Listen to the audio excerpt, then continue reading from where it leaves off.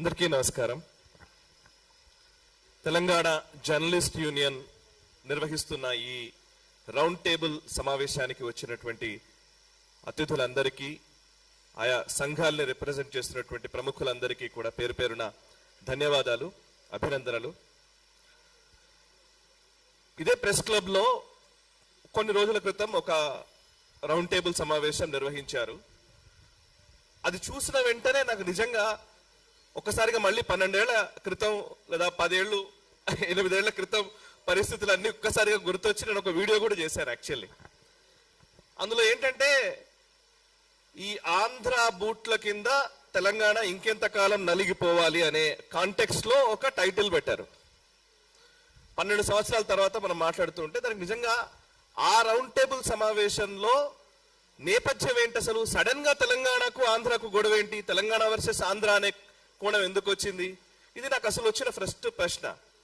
మనకి ఏంటంటే నేపథ్యం ఏంటి అని అంటే కనుక, ఒక ప్రొఫెసర్ నాగేశ్వర్ గారు చేసిన వ్యాఖ్యలు, ఆ వ్యాఖ్యలకు జనసేన పార్టీ లేదా తెలుగుదేశం పార్టీ నుంచి వచ్చినటువంటి రియాక్షన్స్, అనంతర కాలంలో ఏదో ఒక తెలంగాణ వర్సెస్ ఆంధ్ర అన్న కోణంలోకి మారిపోయింది. నిజానికి ఆ వ్యాఖ్యలు చేసినట్టు నాగేశ్వర్ గారే వ్యాఖ్యలు వెనక్కి తీసుకుంటానని ప్రకటించారు.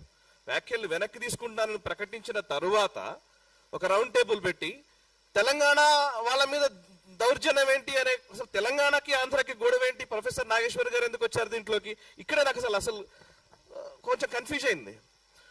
ఎందుకు అంటే, గతంలో నేను హెచ్ఎం టీవీలో పనిచేశాను. తెలంగాణ ఉద్యమం పీక్స్ లో ఉన్న టైంలో తెలంగాణ వాదిగా లేదా వాదాన్ని వినిపించే వ్యక్తిగా, ఇంకా చెప్పాలంటే అసలు మీడియాలోకి వచ్చే కొత్తల్లోనే అనేక వివక్షలకు గురైనాం మేము.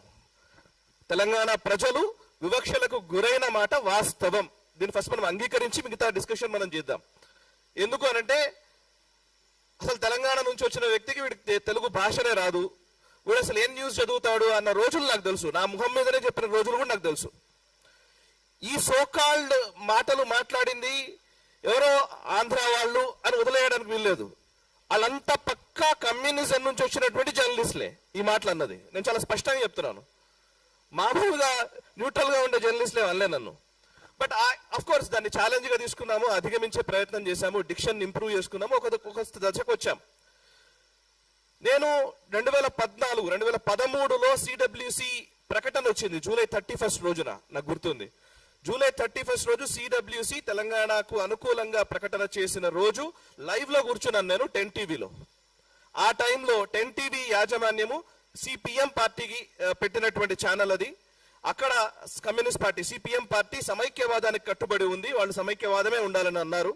అండ్ దానికి మేనేజింగ్ డైరెక్టర్ గా అప్పుడు ప్రొఫెసర్ నాగేశ్వర్ గారు పనిచేశారు. నాకు తెలిసి 2013-14 టైంలో ఏపీ ఎన్జిఓల సభ నాకు చాలా గుర్తుంది. ఏపీ ఎన్జిఓలు ఇక్కడ సభ నిర్వహించినప్పుడు ఎల్బీ స్టేడియం దగ్గర ఒక సమైక్యవాది ఒకడు ఇలా ఆ పక్కన అసెంబ్లీని వాటిని చూపించుకుంటూ ఇట్లా గొంతు కోస్తానని చెప్తున్నటువంటి విజువల్ ని పదే చూస్తూ బాధపడ్డ రోజులు తెలుసు. దాన్ని రిపోర్ట్ చేసిన రోజులు కూడా నాకు గుర్తున్నాయి.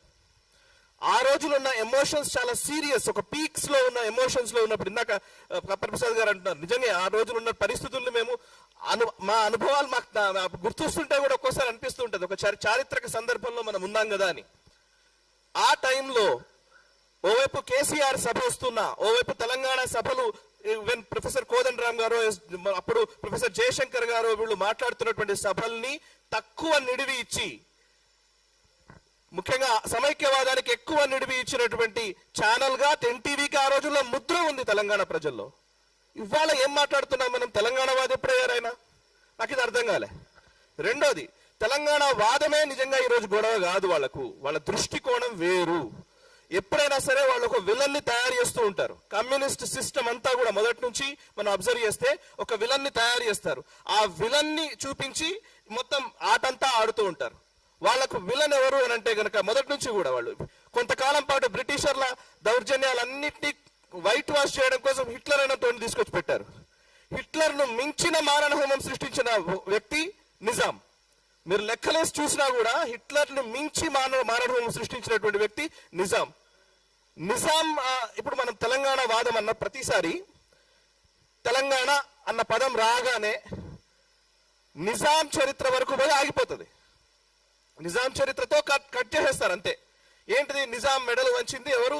నిజాం మీద సాయుధ పోరాటం చేశారు కమ్యూనిస్టులు. దాంతో ఆ నిజాం పక్కకు నిజాంని రజాకార్ ప్రభుత్వాన్ని దించేశారు. సర్దార్ పటేల్ గారు వచ్చారు. విలీనమా విమోచనమా మళ్ళీ అక్కడ కన్ఫ్యూజన్ క్రియేట్ చేసి వదిలేశారు. నిజాం తెలంగాణ కాదు. నేను ఎప్పుడు పదే పదే నా తెలంగాణ ఉద్యమకాలం నుంచి ఇప్పటి వరకు చెప్తూ ఉన్నాను. నేను నిజాం తెలంగాణ అసలైన తెలంగాణ కాదు, కాకతీయుల తెలంగాణ అసలైన తెలంగాణ. ఈరోజు మనం మాట్లాడుతున్న నిజాం కట్టించిన ఈ పెద్ద పెద్ద బిల్డింగ్లు భవనాలు కాదు, కాకతీయుల సాంస్కృతిక వైభవం ఈరోజు తెలంగాణ తీసుకోవాలి. ఇది నా మొదటి వెర్షన్. ఎందుకు అంటున్నానంటే, మీరు అబ్జర్వ్ చేస్తే నేను 2001 ఆ టైంలో, నేను ఇంటర్మీడియట్ ఆ టైంలో హైదరాబాద్కి వచ్చాను. హైదరాబాద్కి వచ్చిన కొత్తల్లో నాకు తెలిసి ఇక్కడ ఉన్న వాళ్ళందరి అనుభవంలోనే ఉంటుంది. నాకు తెలిసి ఇక్కడ ఎక్కువ హిందీలోనే మాట్లాడేది, మొత్తం ఉర్దూలోనే మాట్లాడుతూ ఉండేది. బస్సుల్లో కూడా పాసులు తీసుకుంటే పాసులలో కూడా హిందీ ఉంటేనే ఇక్కడ బతకగలుగుతామనే భావన ఉండేది. నాకు తెలిసి ఎప్పుడైతే ఐటీ బూమ్ మొదలైందో, కొంత ఆంధ్ర వాళ్ళ ఇక్కడికి రావడం మొదలు పెట్టారో, అప్పుడే మనకు కొంచెం తెలుగులో మాట్లాడడం అలవాటు అవుతూ వచ్చింది. 2003, 2004 తర్వాత నుంచే తెలుగులో ఎక్కువ మాట్లాడడం. హైదరాబాద్ బేసికల్లీ అంటే ఏంటంటే, ఇదంతా ఒక ఇస్లామిక్ కల్చర్ గా దీన్ని చూపించే ప్రయత్నం. నేను ఎప్పుడు అంటూ ఉంటాను, ఉస్మానియా బిస్కెట్ లో నా సంస్కృతి ఎందుకు అవుతుంది? ఉస్మానియా బిస్కెట్ లో ఇరానీ ఛాయ్నో నా తెలంగాణ సంస్కృతి ఎందుకు అవుతుంది? అయితే గీతే సర్వపిండి నా సంస్కృతి అవుతుంది. కానీ ఈ మాట నేను పదే పదే అంటే ఏంటంటే, కావాలని ఒక ఇస్లామిక్ వాదనని తెలంగాణలో జొప్పించి, అదే తెలంగాణ అనే కోణంలోకి దాన్ని తీసుకొచ్చి నిజాం చాలా గొప్పవాడని కీర్తించినటువంటి నా దాఖలాలు కూడా మనకు తెలుసు. ఇప్పుడు ఇక్కడ జరుగుతున్న ఈ వివాదం అంతా కూడా, ఈ తెలంగాణ వర్సెస్ ఆంధ్ర వివాదం అంతా కూడా ఎందుకు తీసుకొస్తున్నారంటే, ఒక వ్యక్తి కోసం జరుగుతున్నది కాదు. రాబోయే రోజుల్లో జరిగే రాజకీయ పరిణామాలను ముందే ఊహించి దాన్ని జరగకుండా చేసే ఒక కుట్ర. రాబోయే రోజుల్లో తెలంగాణలో రాజకీయ సమీకరణలు మారబోతున్నాయి. ఈ మారుతున్న రాజకీయ సమీకరణలను దృష్టిలో ఉంచుకొని ఆ వైపు అడుగులు వేయకుండా, అంటే ఒక సాంస్కృతిక జాతీయవాదం వైపు తెలంగాణ అడుగులు వేస్తోంది. తెలంగాణ గడ్డ కమ్యూనిజం ని చూసింది, సోషలిజం ని చూసింది, అనేక ఇజాల్ని చూసింది, ఈవెన్ మావోయిజం, నక్సలిజం ని కూడా చూసింది. ఇక మిగిలింది హిందూయిజం. ఈ హిందూయిజం రాకుండా ఉండాలంటే ఇవాళ తెలంగాణ వర్సెస్ ఆంధ్ర గొడవ మొదలు కావాలి. సో ఇది గొడవ మొదలైతే ఇప్పుడు ఇక్కడ హిందుత్వ, సాంస్కృతిక జాతీయవాదము లేదా జాతీయవాద భావనలు ఇది చెప్పేటువంటి భారతీయ జనతా పార్టీ లోపలికి రాదు, అండ్ దానికి అనుకూలంగా ఉండేటువంటి వ్యక్తులు లోపలికి రారు. సో కోణంలోనే ఇప్పుడు ఈ యాక్టివిటీ అంతా నడుస్తోంది. నిజానికి మీరు నాకు ఎవరు ప్రస్తావించారు, ఎంఐఎం పార్టీ శ్రీకృష్ణ కమిటీకి సమైక్య రాష్ట్రంగానే ఉంచాలి, లేదంటే రాయల తెలంగాణ చేయాలి, కానీ తెలంగాణ ప్రత్యేక రాష్ట్రం ఇవ్వకూడదు అని శ్రీకృష్ణ కమిటీకి నివేదిక ఇచ్చాడు. ఆ ఎంఐఎం తోటి టిఆర్ఎస్ పార్టీ 10 సంవత్సరాలు పొత్తు పెట్టుకుంటది, కాంగ్రెస్ పార్టీ ఇప్పుడు పొత్తులోనే ఉంటది. ఎంఐఎం వాళ్ళ తెలంగాణ వ్యతిరేకి కానే కాదు, బికాస్ మైనారిటీ. ఇక దానం నాగేందర్, నాకు గుర్తు హెచ్ఎంటీవీలో ఉన్న టైంలో దానం నాగేందర్ అనుచరులు దాడి చేస్తే ఉస్మానియా యూనివర్సిటీ విద్యార్థులతో డిస్కస్ చేసిన రోజులు నాకు తెలుసు. స్టూడియోకి వస్తే ఈవెన్ అందులో అప్పుడు రాజారాం యాదవ్ అనుకుంటా, లేకపోతే OUJSకి సంబంధించిన మన కొప్పులు రాజు, ఇట్లా చాలా మంది విద్యార్థులు వస్తే విద్యార్థులతో ఇంటర్వ్యూలు చేసిన రోజులు నాకు తెలుసు. దానం నాగేందర్ అనుచరులు వచ్చి కొడితే ఇక్కడ దెబ్బలు చూపించినటువంటి విషయాలు తెలుసు. వాళ్ళ వెనక్కి చూస్తే కనబడుతుంది. దానం నాగేందర్ 10 సంవత్సరాలు టిఆర్ఎస్ పార్టీలో ఉంటాడు, తర్వాత ఇప్పుడు కాంగ్రెస్ పార్టీలో ఉంటాడు. ఆయన తెలంగాణకు వ్యతిరేకం కాదు, రేవంత్ రెడ్డి. సో ఆయన తెలంగాణకు వ్యతిరేకం కాదు. అసలు ఏం మాట్లాడుతున్నారు వీళ్ళు? ఇంకోటి, ఇప్పుడు ఈ మధ్య కాలంలో మనం తెలంగాణ, ఈవెన్ కొండా సురేఖ మానుకోటలో, మహబూబాబాద్ అనుకుంటా, మహబూబాబాద్ లో అక్కడే కదా మానుకోటలో రైల్వే స్టేషన్ లో రాళ్ళు ఇస్తారు. అప్పుడు ఇదే హరీష్ రావు వీళ్ళందరూ పోతుంటే రిపోర్ట్ చేసినాం లైవ్ రిపోర్టింగ్ లో. సో అంటే ఆ మానుకోట విధ్వంసం మర్చిపోయారు.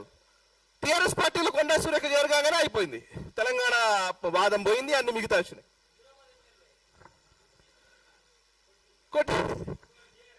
సో ఎవరికి చెప్తున్నారు తెలంగాణ వాదము? ఎవరు వినాలే? ఎందుకు ఇది నాకు అర్థం కావట్లేదు. సరే, ఇప్పుడు నేను 12 సంవత్సరాల తర్వాత ఇవాళ మళ్ళీ మనం తెలంగాణ ఉద్యమము, మళ్ళీ ఆ సమైక్యవాదకు ఇవన్నీ తీసుకురావాలని నేను అనట్లే. సమస్య ఏంటంటే, ఒక ప్రొఫెసర్ చేసిన వ్యాఖ్యలని ఇవాళ తెలంగాణ వర్సెస్ ఆంధ్ర వైపు ఎందుకు తీసుకెళ్తున్నారు? ఆ వ్యాఖ్యలు ఆయన్నే వెనుక తీసుకున్నాడు. అంటే నేను ఇందాక చెప్పిన కాన్స్పిరసీ, రాబోయే రోజుల్లో జరిగే కుట్రల్ని బేస్ చేసుకుని జరుగుతున్నటువంటి ప్రయత్నం ఇదంతా. ఇక చివరిగా కమ్యూనిస్ట్ పార్టీలు తెలంగాణ ఉద్యమానికి లేదా తెలంగాణ రాష్ట్రం ఏర్పడాలని సిపిఐ ఏమో సపోర్ట్ చేస్తుంది, సిపిఎం ఏమో సమైక్యవాదం అంటది, తెలంగాణకు వ్యతిరేకంగా స్టేట్మెంట్ ఇస్తుంది. సిపిఐ గతంలో ఎమర్జెన్సీకి సపోర్ట్ చేసిన సిపిఐ, ఎమర్జెన్సీ ఇందిరాగాంధీ విధించినప్పుడు ఎమర్జెన్సీకి బాహాటంగా సపోర్ట్ చేసినటువంటి communist party of India CPI ఈరోజు ప్రజాస్వామ్యం గురించి, రాజ్యాంగం గురించి మాట్లాడుతుంది. వాళ్ళు మాట్లాడొచ్చు, ఏం కాదు. మావోయిస్టులు అసలు రాజ్యాంగమే ఉండకూడదు, బూర్జువా రాజ్యాంగం అని చెప్పినటువంటి నాయకులు, బూర్జువా రాజ్యాంగం ఇది, ఈ రాజ్యాంగం పనికిరాదు, ఈ రాజ్యానికి వ్యతిరేకంగా కొత్త రాజ్యం క్రియేట్ చేయాలి, అది విప్లవం ద్వారానే సాధ్యపడుతుందని చెప్పినటువంటి మావోయిస్టులు వరవరరావు గారిని అరెస్ట్ చేయగానే మాకు మానవ హక్కులు ఉన్నాయంటారు. మానవ హక్కులు ఎక్కడ ఉంటాయండి? రాజ్యాంగంలో ఉంటాయి. రాజ్యాంగం కల్పించిన హక్కులు కావాలి, కానీ రాజ్యాంగానికి విరుద్ధంగా పోరాడతారు. ఇంత హిపోక్రసీ, ఇది ఒక ద్వంద్వ ప్రమాణాలతో కూడినటువంటి ఈ హిపోక్రసీని పదే పదే పదే పదే తెలంగాణ ప్రజలకు రుద్దే ప్రయత్నం జరుగుతోంది. ఈ రుద్దుతున్న ఈ విషయాన్ని ప్రజలకు తెలియజేయాల్సిన బాధ్యత మనందరిపైన ఉంది. ఆ ప్రయత్నం చేస్తున్నందుకు ఫస్ట్ అభినందనలు. ఇక చివరిగా పొలిటికల్ ఈక్వేషన్స్ చూద్దాం. 2009 ఎన్నికలలో టిఆర్ఎస్, టీడీపీ, అదేవిధంగా కమ్యూనిస్టులు అందరూ కలిసి పోటీ చేస్తారు. తెలుగుదేశం పార్టీ చంద్రబాబు నాయుడుతో 2009లో పోటీ చేస్తే తప్పులేదు. 2004కు వచ్చేసరికి బీజేపీతో జతగట్టేసరికి తెలుగుదేశం పార్టీ కథం అయిపోయింది, అంటరాని పార్టీ అయిపోతుంది. ఓకే, 2018కి వచ్చేసరికి ఇదేదో కాంగ్రెస్ పార్టీ మాత్రమే. 2018లో కాంగ్రెస్ పార్టీ, తెలుగుదేశం పార్టీ, కమ్యూనిస్టులు, ప్రొఫెసర్ కోదండరామ్ గారి పార్టీ, తెలంగాణ జన సమితి, టీజేఎస్ పార్టీ, వీళ్ళందరూ కలిసి మహాకూటమి కట్టారు. 2018లో మన వెనక్కి చూస్తే మనకు ఇమేజెస్ కూడా కనబడతాయి, ఇంటర్నెట్ లో ఇప్పటికీ ఉన్నాయి. ఉత్తమ్ కుమార్ రెడ్డి గారు, మల్లు భట్టి విక్రమార్క గారు, అటు ప్రొఫెసర్ కోదండరామ్ గారు, ఈవెన్ రాహుల్ గాంధీ, చంద్రబాబు నాయుడు గారు, వీళ్ళందరూ కలిసి ఒకటే స్టేజ్ మీద ఉంటారు 2018లో. 2018లో తెలంగాణ వాదం లేదా? ఇవాళ మాత్రం తెలంగాణ వాదం వచ్చిందా? అంటే మనకు అవసరమైనప్పుడు ఒకలాగా, మనకు అవసరం కానప్పుడు ఒకలాగా. సో ఈ పంథాలోకి ప్రజల్ని తీసుకెళ్ళి వాళ్ళకి ఎప్పుడు అనిపిస్తే అప్పుడు, అంటే ఆడ్ డే ఈవెన్ డే అంటుంటారు, వాళ్ళకి అనిపించిన రోజు ఒకలాగా, వాళ్ళకి అనిపించిన రోజు ఒకలాగా. సో ఇప్పుడు మనం ఏమైనా మాట్లాడారు, మీరు తెలంగాణ ద్రోహులు, లేదంటే మీరు ఆంధ్ర ద్రోహులు. ఈవెన్ ఆంధ్రాలో కూడా ఇదే పరిస్థితి ఉంది. ఏమైనా ఎక్కువ మాట్లాడారు మీరు ఆంధ్ర ద్రోహి.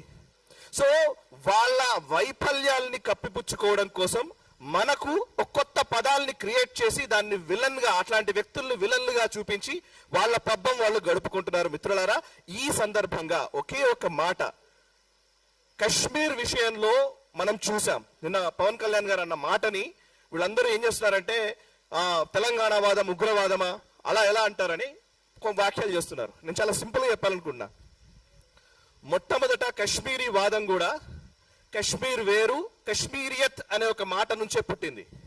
కశ్మీరియత్ వేరు, ఈ భారతదేశానికి కశ్మీరియత్ కి డిఫరెన్స్ ఉంది అనే మాటతోటే అది పుట్టింది. పుట్టిన తర్వాత దాన్ని రాజకీయ పార్టీలు దాన్ని అలాగే పెంచి పోషించాయి. ఆర్టికల్ 370 పెట్టి, 35 ఏళ్ళు పెట్టి, మీరు వేరు మేము వేరు అనే భావనని ఒక 50 ఏళ్ళు క్రియేట్ చేశారు. 1980, 90లకు వచ్చేసరికి మారణ హోమం సృష్టించారు, కాశ్మీరీ హిందువుల్ని తరిమేశారు. కవిత సపోర్ట్ చేసింది. ఎస్, ఇదే కవిత కశ్మీర్ ని ఎలాగైతే మీరు భారతదేశం తీసుకుందో అట్లా తెలంగాణలో మీరు ఎక్సీడ్ చేశారన్నమే స్టేట్మెంట్ మీరా. ఓకే, సో వీళ్ళందరూ వాళ్ళకు అనిపించిన కశ్మీర్ లో కూడా ఇట్లాంటి భావనే వచ్చిన సందర్భాలు ఉన్నాయి. ఇందాక మిత్రుడు మంచి మాట చెప్పారు. మనము ఒక విషయాన్ని ఏం చేస్తారంటే వాళ్ళకి అవసరమైనప్పుడేమో కులాన్ని తీసుకొస్తారు, అవసరం లేనప్పుడు కులాన్ని తీసుకురారు. ఫర్ ఎగ్జాంపుల్, బంగ్లాదేశ్ లో హిందువుల మీద దాడులు జరుగుతున్నాయి, పాకిస్తాన్ లో హిందువుల మీద దాడులు జరుగుతున్నాయి. అక్కడ హిందువులు అంటారు ఎందుకంటే తెలివిగా అక్కడ నిజానికి ఈరోజు దాడులకు గురవుతుంది దళితులు, బడుగు బలహీన వర్గాలకు చెందిన వాళ్ళు చాలా మంది వాళ్ళ దాడులకు గురవుతున్నది. అక్కడ పాకిస్తాన్ వాళ్ళు అక్కడే మగ్గిపోయారు. కొంచెం అగ్ర కులాలకు చెందిన వాళ్ళు వీళ్ళు బయటకు వచ్చేసారు, అంతో ఎంతో డబ్బులు కొంత కూడగట్టుకున్నారు, ఏదో చేసి వచ్చేసారు. బట్ అక్కడ నిలిచిపోయిన వాళ్ళంతా వాళ్ళే. జోగేంద్రనాథ్ మండల్ ఉదాహరణ. జోగేంద్రనాథ్ మండల్ గారు ఇలాగే అంబేద్కర్ గారు లాగా ఆయన పాకిస్తాన్ కి సపోర్ట్ చేశారు. దళిత నాయకుడు, బంగ్లాదేశ్ కి సంబంధించి ఆయన అక్కడ వెళ్ళిన వ్యక్తి. 1950కి వచ్చేసరికి ఊచకోతలు కోయడంతో ఆయన వచ్చి మళ్ళీ కోల్కతాలో సెటిల్ అయ్యారు. సో దళితుల పైన జరుగుతున్నటువంటి దాడుల విషయం వస్తేనేమో, పాకిస్తాన్ లో మైనారిటీలు చేసే ముస్లింలు చేసే దాడులు వచ్చినప్పుడేమో హిందువులు ముస్లింలు అదొక ఇరు వర్గాల ఘర్షణ. ఇక్కడ మాత్రం అగ్రవర్ణాలు దళితులపై ఊచకోతలు. సో సెలెక్టివ్ అప్రోచ్, ఈ సెలెక్టివ్ అప్రోచ్ తోటే ఇవాళ తెలంగాణ వర్సెస్ ఆంధ్ర అనే ఒక లేని అంశాన్ని తెరపైకి తెచ్చారు. దీన్ని మనం ముక్త కంఠంతో ఖండించాలి. భారత్ మాతాకి జై. తెలంగాణ ఉద్యమం ఏ ఒక్కరి సొత్తో కాదు, సబ్బండ వర్ణాలు ప్రతి ఒక్కళ్ళు, అంటే ఇందులో సకల జనుల సమ్మె అనే మాట పేరుకు చెప్పలే, సకల జనులు కలిసి పోరాడినటువంటి నేల ఈ తెలంగాణ. ఈ తెలంగాణ గడ్డ మీద ఎవడైనా తప్పు చేస్తే ఇక్కడనే బొంద పెడదాం, బయటోడు తప్పు చేస్తే పొలిమేరలు దాటేదాకా తరిమి కొడదామని కాళోజీ గారు చెప్పారు. ఎస్, ఆ స్ఫూర్తి వాళ్ళకి కావాలి. ఇక్కడ ఉన్నోడు తప్పు చేస్తే ఇక్కడనే బొంద పెట్టే పరిస్థితులు కూడా రావాలి. Thank you.